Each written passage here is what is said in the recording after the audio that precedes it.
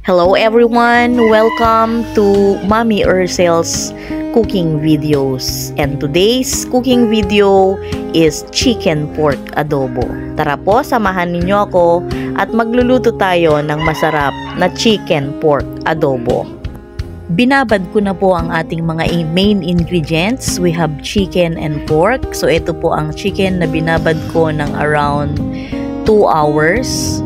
Binabad natin yan sa konting asin, black pepper, at meron tayong garlic powder. So ayan nga, doon sa ating non-stick pan ay nilagyan lang natin ng konting cooking oil at dahan-dahan natin na palalabasin ang lasa ng chicken. So tatakpan po natin yan para parehas po na maluto pati doon sa loob. So ayan nga, ibabaliktad natin hanggang sa lumabas po yung katas ng ating drumstick.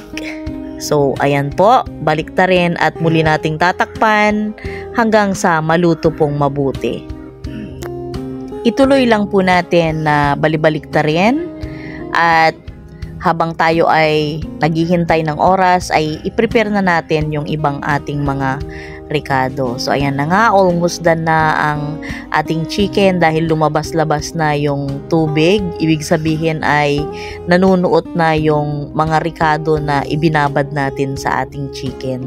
Dahil kung hindi natin gagawin yan guys, walang kalasa-lasa yung chicken natin, lalo na kung ang chicken na yan ay hindi naman native, yung nabibili lang sa labas.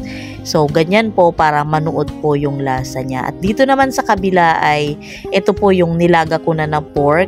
Binudburan ko ng garlic powder at black pepper. Nilagyan ko din ng konting asin at ipiprito din po natin yan. So nagready na rin ako ng bawang, luya at sibuyas. So eto nga guys, habang inaantay natin, ipagilid natin pag okay na yung pork slice at igisa na natin ang bawang at isunod natin ang sibuyas. So halu-haluin lang hanggang sa lumabas ang aroma ng ating garlic. Napakabango na guys. At ayan, ang sibuyas, marami tayong nilagay para mabango po yung ating chicken pork adobo. So halu-haluin lang natin guys.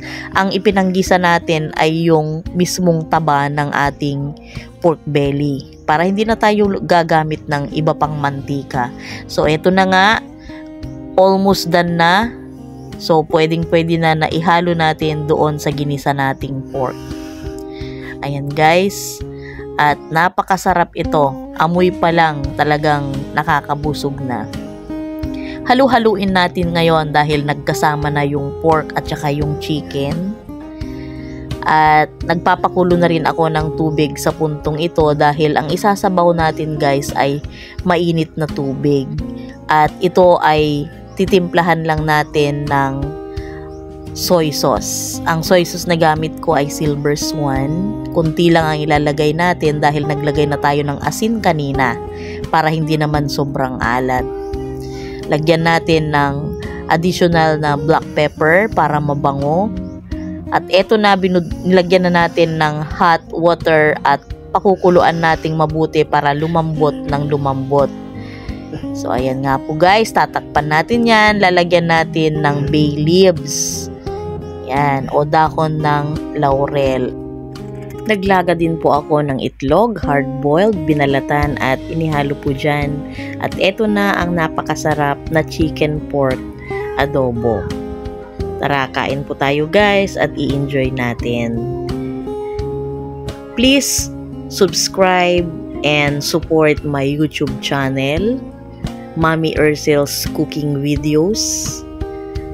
At sana po ay subscribe kayo at panoorin nyo ang aking mga videos. For today's trivia, meat and poultry are great sources of protein.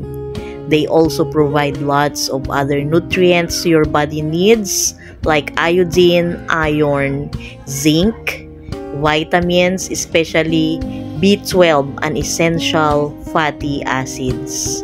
So it's a good idea to eat meat and poultry every week as part of your balanced diet. Thanks for your valued support. God bless everyone.